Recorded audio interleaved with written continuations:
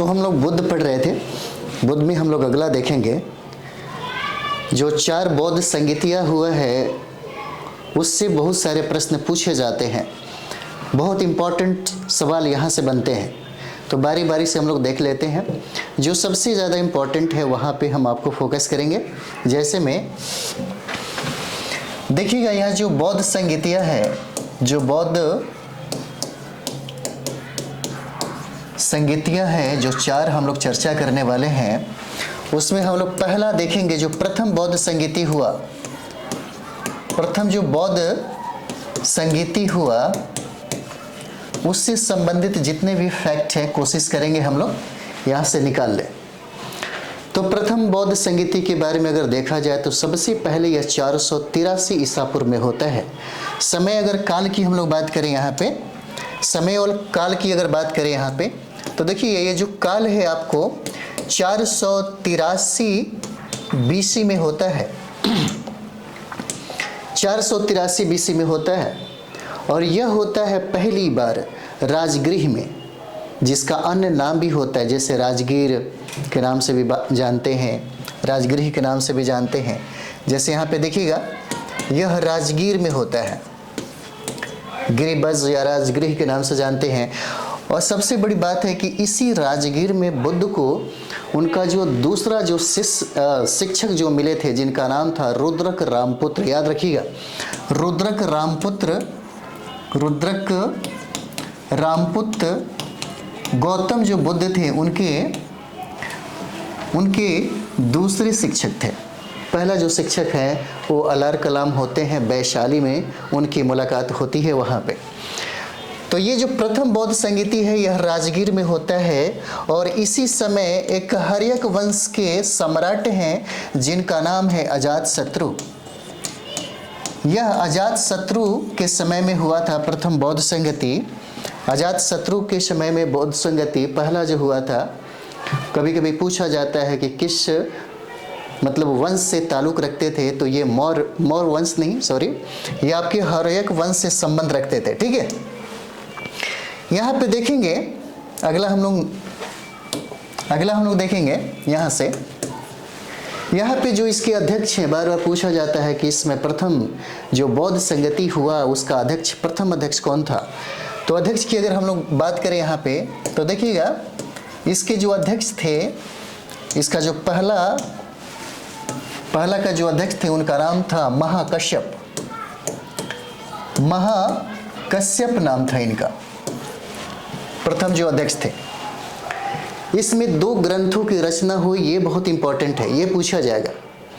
प्रथम बौद्ध संगति में क्या काम हुआ था, तो यहाँ पे 2 ग्रंथों की रचना हुई थी। 2 ग्रंथ अगर देखें हम लोग, तो पहला होता है सुत्त पिटक का रचना हुआ था यहीं पे, सुत्त पिटक का रचना हुआ था यहीं पे हुआ था, सिर्फ पिटक का।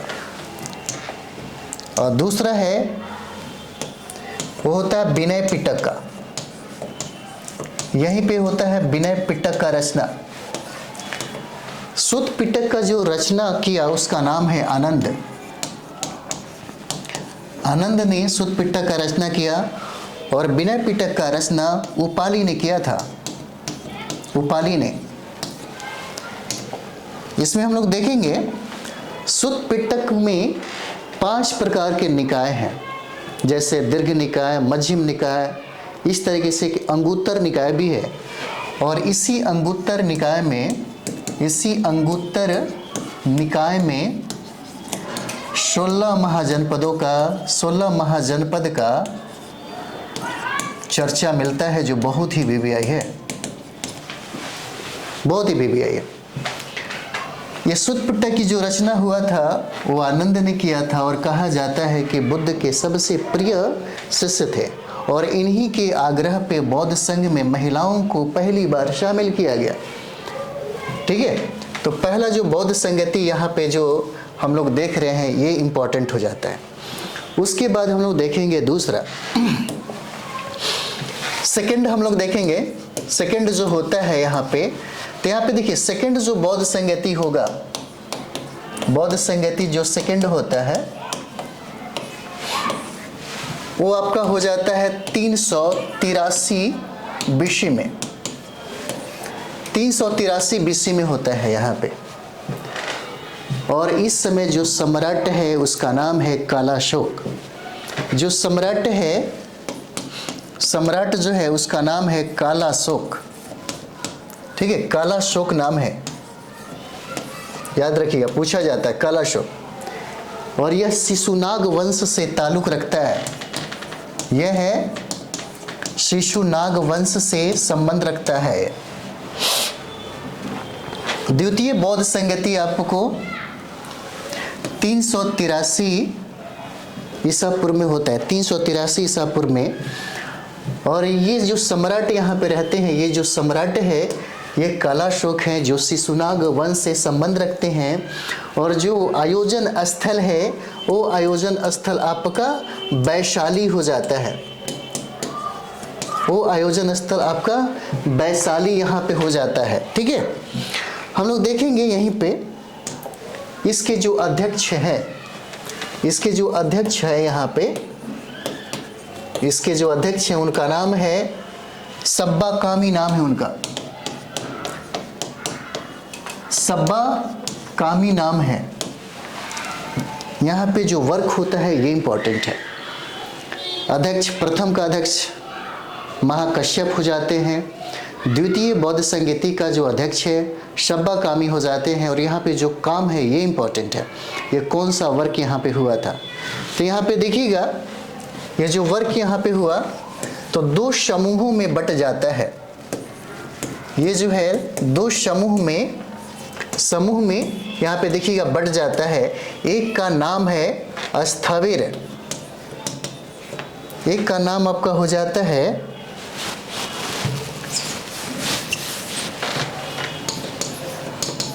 स्थविर, और दूसरा का जो नाम है वो हो जाता है यहाँ पे महासंगिक। महासंगिक ये इंपॉर्टेंट हो जाता है यहाँ पे, क्योंकि यहीं से ये भी सवाल पूछे जा सकते हैं आपसे कि द्वितीय बौद्ध संगति में क्या हुआ था। तो द्वितीय बौद्ध संगति में जो धर्म था 2 समूहों में विभाजित हुआ था। एक था स्थविर और दूसरा था महासंगिक। ठीक है, उसके बाद यहाँ पे हम लोग देखेंगे, यहाँ पे जो तीसरा हम लोगों का है, तीसरा देखेंगे यहाँ पे तृतीय जो बौद्ध संगीति है,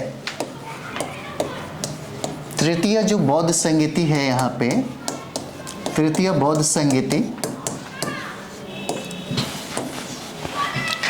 तृतीय बौद्ध संगीति के समय में सम्राट जो है, सम्राट का नाम है अशोक सम्राट। अशोक सम्राट के समय में यह हुआ था।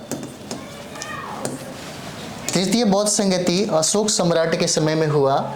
और यह समय की अगर बात करें तो 251-55 ईसा पूर्व में हुआ। और तृतीय बौद्ध संगति पाटलिपुत्र क्षेत्र में हुआ था, पाटलिपुत्र क्षेत्र में हुआ। और इसके जो अध्यक्ष थे, इसके अध्यक्ष देखें यहाँ पे पूछा जाता है, यहाँ पे मोगलीपुत्र 30 थे, मोगलीपुत्र 30 थे इसके अध्यक्ष। जो इम्पोर्टेंट है सबसे ज़्यादा ये यहाँ पे क्या पूछा जा सकता है, अधिकतर प्रश्न पूछा गया कि तृतीय बौद्ध संगीति जो है, और यहाँ पे अशोक की बात करें तो ये मौर्य वंश से ताल्लुक़ रखते हैं, मौर्य वंश से संबंध रखते हैं, याद रखिए ये सब चीज़ें। और ये 251 से 255 BC में हुआ था। और यह आयोजन पाटलिपुत्र क्षेत्र में, पाटलिपुत्र नगर में हुआ था, और ये उस समय की राजधानी थी। मोगलीपुत्र 30 जो हैं ये तृतीय बौद्ध संगीति के अध्यक्ष हैं। और इसी के समय में जो बहुत ही महत्वपूर्ण काम था वो यहाँ पे हुआ था, अभिधम पिटक की रचना यहीं पे हुआ था। यहीं पे अभिधम पिटक की रचना हुई थी। ये बहुत इंपॉर्टेंट है, इसी के समय में अभिधम पिटक की रचना हुई थी। ठीक है, उसके बाद हम लोग देखते हैं चौथा जो बार बार पूछा जाता है हम लोगों से, चौथा यानी कि चौथा जो बौद्ध संगीति है, चौथा बौद्ध संगीति जो है ये हो जाता है कुषाण के समय में। यहाँ पे देखिएगा यह होता है कुषाण के समय में, और कुषाण के एक बहुत ही प्रतापी सम्राट थे जिनका नाम था कनिष्क। कनिष्क के समय में ही चौथा बौद्ध संगति होता है, कनिष्क के समय में। और समय की अगर बात कर दिया जाए तो यहाँ पे देखिए 72 ईस्वी में हुआ था, 72 ईस्वी में। स्थल की बात करें तो स्थल देखिएगा यह जम्मू कश्मीर में होता है, कुंडल वन में। यह हो जाता है आपको कुंडल वन जगह है, कुंडल वन, और यह आपको जम्मू कश्मीर में है। और इस समय जो इसके अध्यक्ष थे, यानी कि चौथा बौद्ध संगति के जो अध्यक्ष थे इस समय, चौथा बौद्ध संगति, ये होते हैं वसुमित्र। वसुमित्र हैं, वसुमित्र हैं यहाँ पे। और यहाँ पे अश्वघोष भी मिलेंगे, अश्वघोष भी आपको मिलेंगे। यहाँ पे जो काम था, जो वर्क हुआ, ये बहुत इंपॉर्टेंट है, पूछा जाता है कौन सा काम हुआ यहाँ पे, देख लेते हैं हम लोग। यहाँ पे बौद्ध धर्म जो था 2 भागों में बट गया, 2 भाग में बटा, 2 भाग में। एक भाग जो है उसको हीनयान कहा जाता है, हीनयान कहा जाता है, और दूसरा भाग है उसको महायान कहा जाता है, महायान। यानी कि यहाँ पे जो बौद्ध धर्म है 2 भागों में बट गया, एक का नाम होता है हीनयान और दूसरा का नाम है महायान। ठीक है, अगला हम लोग इसी में देखेंगे हीनयान और महायान के बाद। अब हीनयान और महायान में कुछ अंतर देख लेते हैं। जैसे हीनयान की अगर बात करें यहाँ पे, तो हीनयान में बुद्ध को महामानव के रूप में दिखाया गया है। हीनयान में बुद्ध को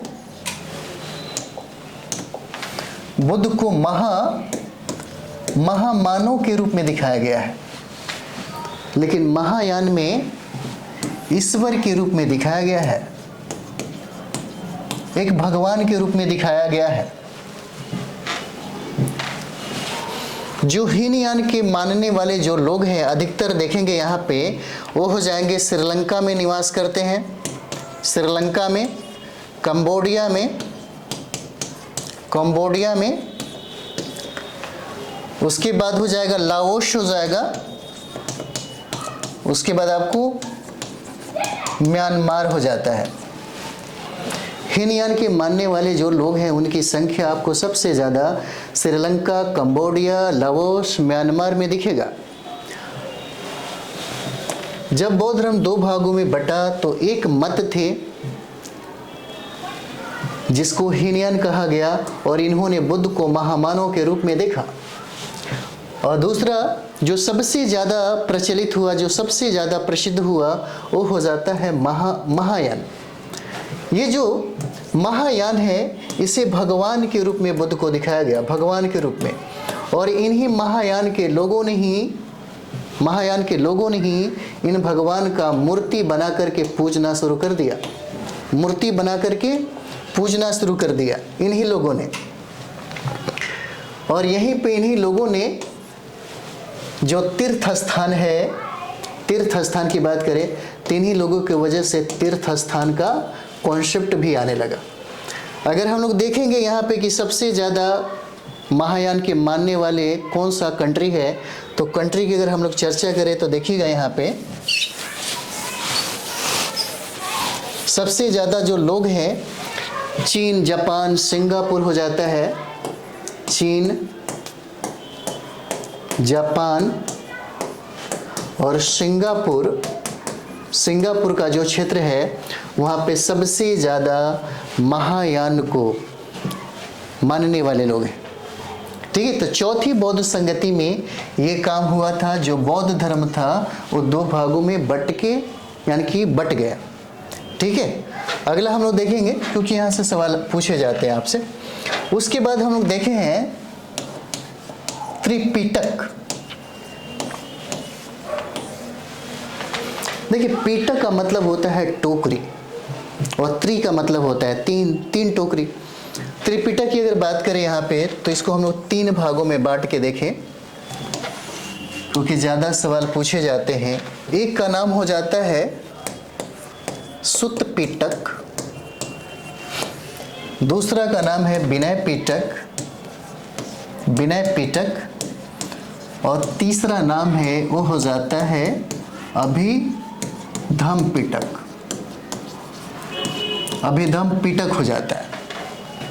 ठीक है, अब यहाँ पे देख लेंगे हम लोग सुत्त पिटक की जो रचना हुआ, सुत्त पिटक की रचना यहाँ पे हम लोग देखेंगे, इसका रचनाकार जो है वो आनंद हो जाता है। और ये जो भाषा, जिस भाषा में लिखा गया उस भाषा का नाम है पाली।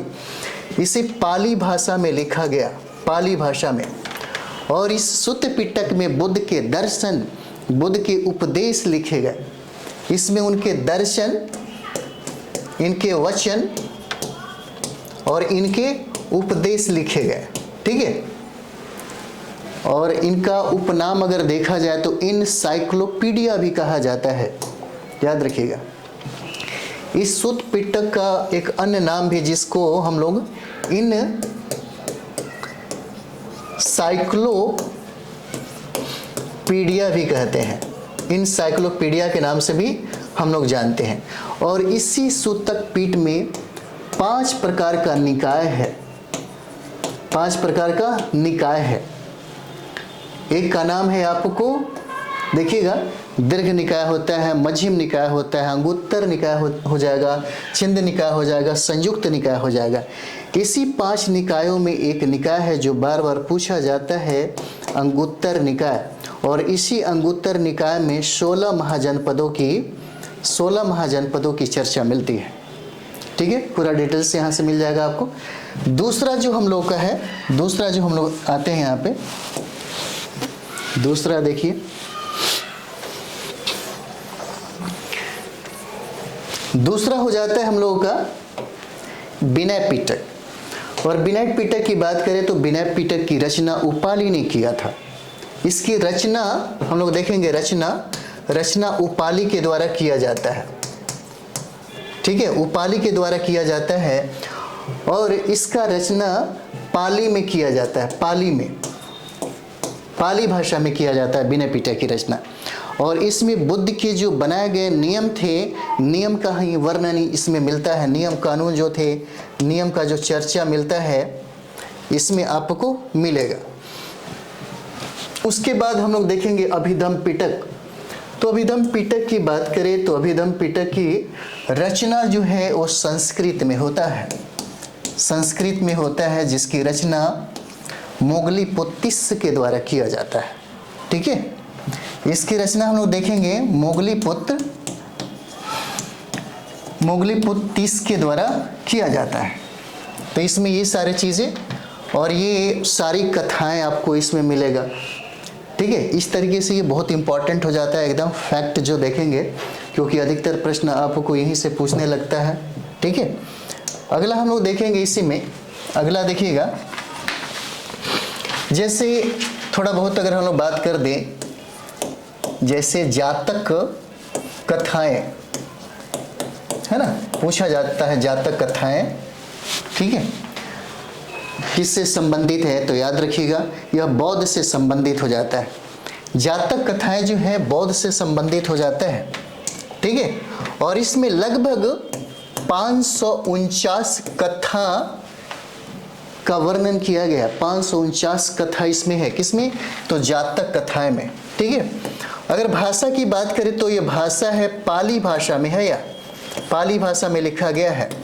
और इसकी, इस जातक कथा की जो चित्रकला अगर आप देखना चाहते हैं कि कहाँ मिलेगा, तो इस जातक कथा की चित्रकला हम लोग देखें यहाँ पे, चित्रकला,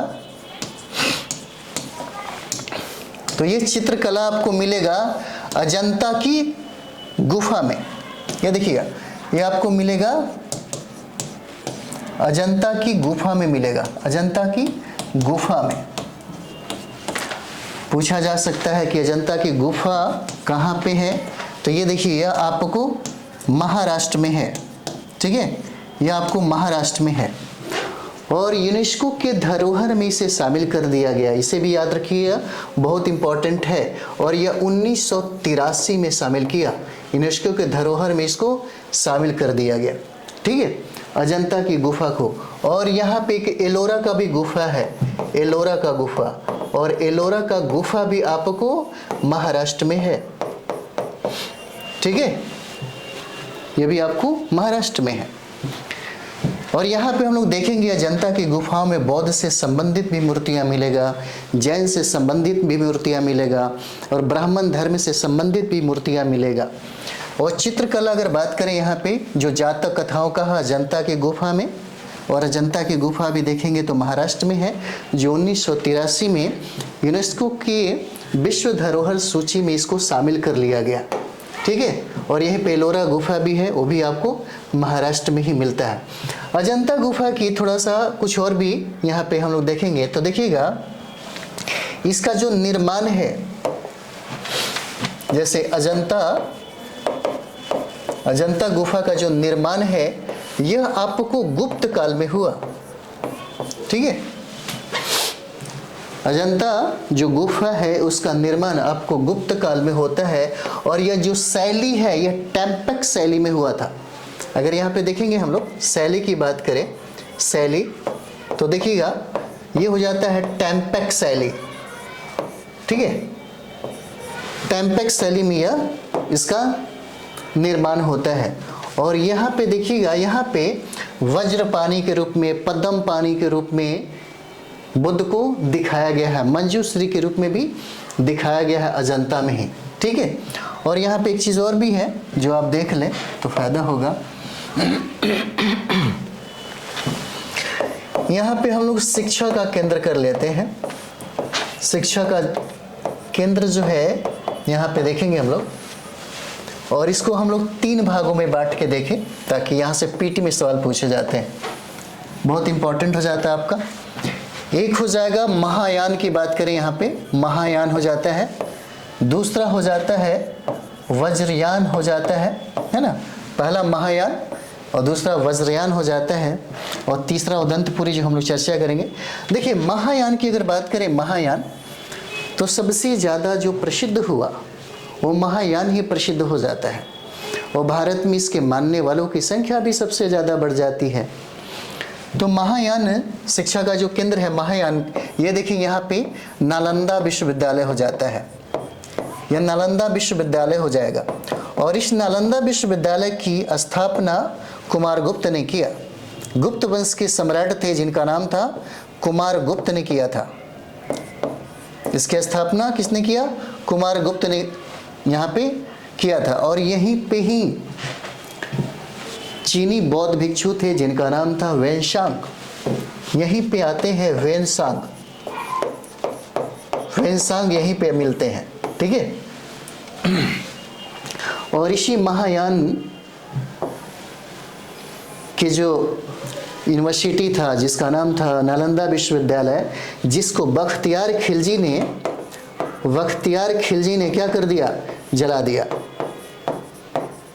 बख्तियार खिलजी ने इसको जला दिया। ठीक है, दूसरा जो है वो हो जाता है वज्रयान। वज्रयान का मतलब होता है जादू टोना। ठीक है, यहाँ पे जादू टोना पूछा जाता है, जादू टोना से संबंधित जो यूनिवर्सिटी था वज्रयान। ठीक है, और ये जो है यह हो जाता है, इसका जो पोषक था जिसका नाम है विक्रमशिला विश्वविद्यालय। विक्रमशिला विश्वविद्यालय की अगर बात करें तो ये है आपका विक्रमशिला विश्वविद्यालय जो वर्तमान के भागलपुर में है, बिहार में, भागलपुर में। और इसी विश्वविद्यालय की जो स्थापना हुआ धर्मपाल के द्वारा होता है। ठीक है, याद रखिएगा किसके द्वारा होता है? तो धर्मपाल के द्वारा होता है। सवाल यहीं से पूछे जाते हैं, अधिकतर प्रश्न जो है अधिकतर यहीं से बनाए जाते हैं। ठीक है, अगला हम लोग देखते हैं, एक और ये है उदंतपुरी जिसको बोलते हैं हम लोग, उदंतपुरी। और उदंतपुरी हम लोग देखेंगे यह भी आपको बिहार में ही है, बिहार में ही है जिसकी स्थापना पाल वंश के सम्राट ने किया था जिसका नाम है गोपाल ने किया।